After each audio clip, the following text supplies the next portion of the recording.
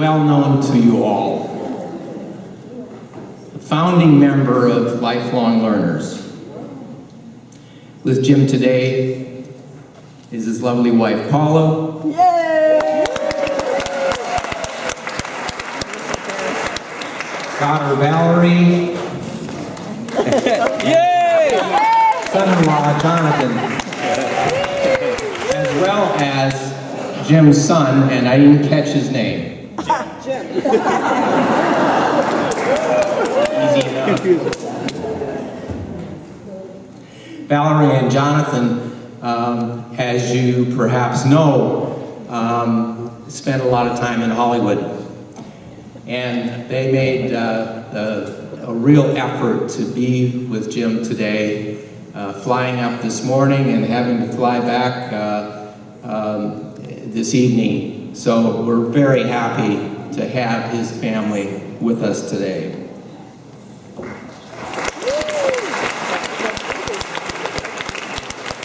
Also with us today is the Honorable Lynn Robinson, the Mayor of Santa Cruz. And we'll hear a little bit more from Lynn later on in the program. I'd like to direct special thanks to our past presidents. And I'm sure many of them are here today. I've relied on. With that, I'd like to have Jim Faris come and speak a few words about lifelong learners and the importance it is in his life. Thanks, Jim.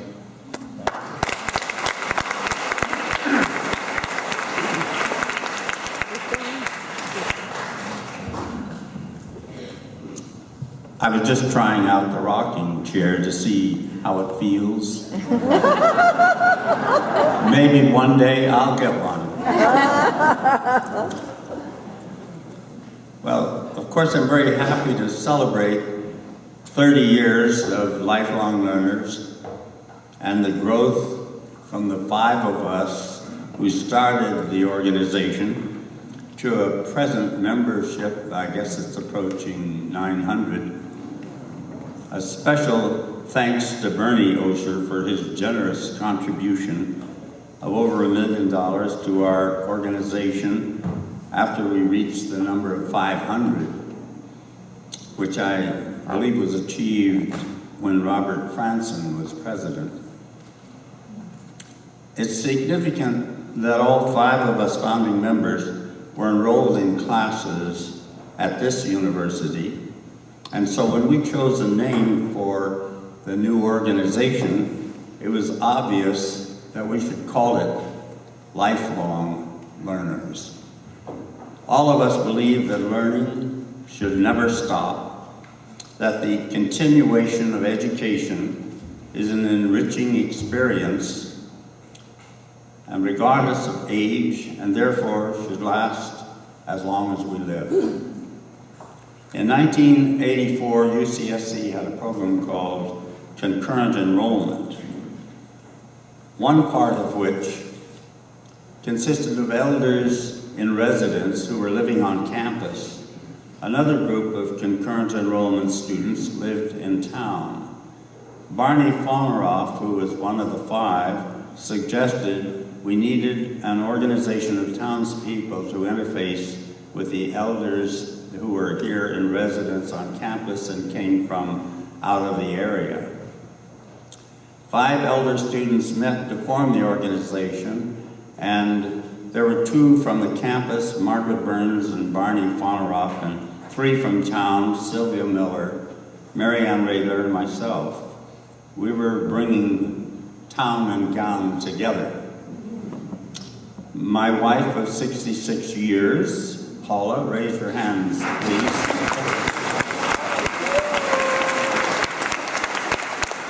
I thank Paula for helping from the beginning, even though she wasn't at that actual meeting of the organization. She has been with me helping to write the newsletter, that we did in the beginning, and stuffing envelopes, which we used in those days. The good old email was not present. Addressing, mailing envelopes, all the various chores that we took on as any organization to get it started, to get it moving. And I'm grateful for the welcoming that we had from the university. It was very wonderful to have chosen to come to Santa Cruz from Los Angeles, where we had lived, because the university here offered so much and were so nice about helping us get started and get the organization affiliated with the university. And Corinne Miller, where are you, Corinne? Raise your hand, please. Ah, there we are. Corinne has been with us almost 30 years that we're celebrating today. And also Amy Hamill, who is there she is right here in front. She's been our contact, and Corinne now has enjoyed 2 years of retirement.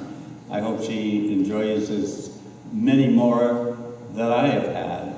And I think, it's great that I imagine most of us here are retired, and there are a few who still work, but it can be a great period of life, I think. From the time I was the third president of UCSC, Lifelong Learners, and into our 5th year, we struggled to reach and maintain a membership of a little over 40. Well, Paul and I started the first interest group, which explored the writing of memoirs. It was held in our home, and we had 9 or 10 participants. A few years later, we added a film group.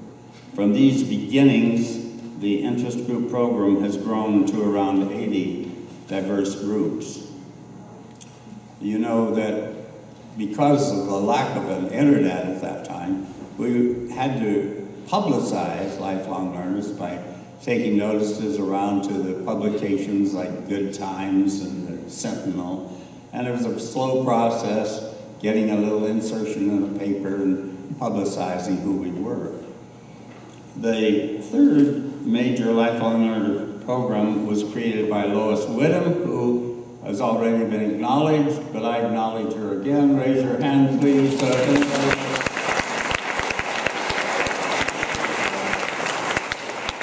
She had audited numerous classes given by John DeSikas. After he retired, she persuaded him to teach many classes as a volunteer to Lifelong Learner members. This was the first offering of its kind. The idea was to make the classes available to all by setting a nominal fee. The initial class in the summer of 1997 was 4 sessions long and had a tuition of $20. This remains, as far as I know, the fee, and John DeSikas was later instrumental in involving other colleagues to give such classes on a voluntary basis. Spring and fall courses are now a regular feature, and that has been a tremendous asset and given so much more depth to our organization and what we offer. A few years ago, Lois Whittam and Florence Ornstein, is Florence here? Oh, there she is there. They went to a national convention of OSHR organizations which were attached to the universities and were dedicated to classes of largely retired people. They learned that our group is rather unique because we started, from the term they use, the ground up, meaning that none of the 5 founding members was connected to the university as staff or paid employee. We've always been successful in having willing volunteers who work and contribute for the group. And that has been the source of our activities and our strength. Most of the other organizations were started from the top down, meaning they were started by paid staff. These educational organizations complain that they have a difficult time getting members to volunteer. And that's a significant difference between us. I don't know if it's something about Santa Cruz maybe is different, but I would like to think it's also the fact that we gain so much by our participation and involvement, and it's so enriching to all of us. I know that Paul and I feel that way about this group, that we have just enjoyed the sociability of it, connections that we've made, and made so many good friends. And at this time, I would like all the past presidents and current president to raise their hands. I'd just like to see them around.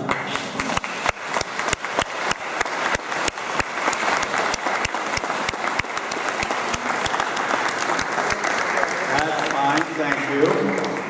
And then all the members who have served or are presently serving on the board of Lifelong Learners, please raise your hands.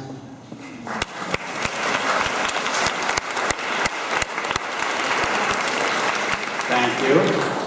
And would all the members who have had interest group or been interest group leaders, please raise your hands.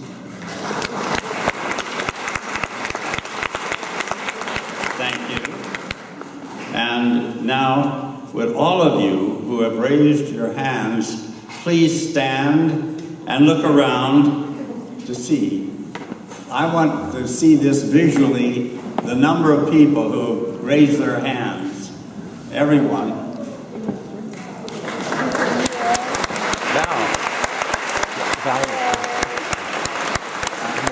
Thank you. Here is the evidence of why we are so successful. We have never had a shortage of volunteers in this organization, and thanks to all of you. And I think that one last word of caution to future leaders regarding a belief I've had from the very beginning of Lifelong Learners, that we are committed to learning, to education, and to the conviction that we believe from the learning process as we age that we benefit in that learning process. Brain Fitness is an organization that does training for older brains, and it was their belief that when you're trying to learn something new and become frustrated, you are growing dendrites. Those nerves help to keep our brains functioning at a higher level. So keep growing those dendrites. And it's always been my belief that we should never become an advocacy group, support group for any cause, no matter how worthy. There are many appropriate outlets for promoting any specific cause. And as long as we dedicate ourselves to learning, which should be unrestricted, we can carry that learning to other groups and protect ourselves from the divisive nature of causes.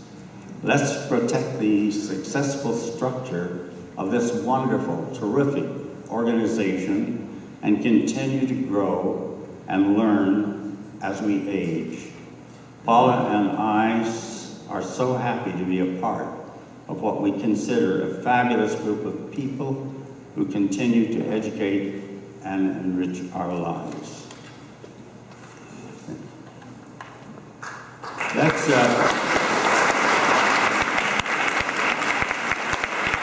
thank you. Let's dedicate ourselves to more of the same, and thank you for what all you do. And I have one more announcement, just that if you're interested in participating in Paula and my Lifelong Learner film group, there's a table outside which has a slip you can take home, and it informs you of the website where you can place your name on an email list to let you know of future movie group activities. So thank you. Keep having fun.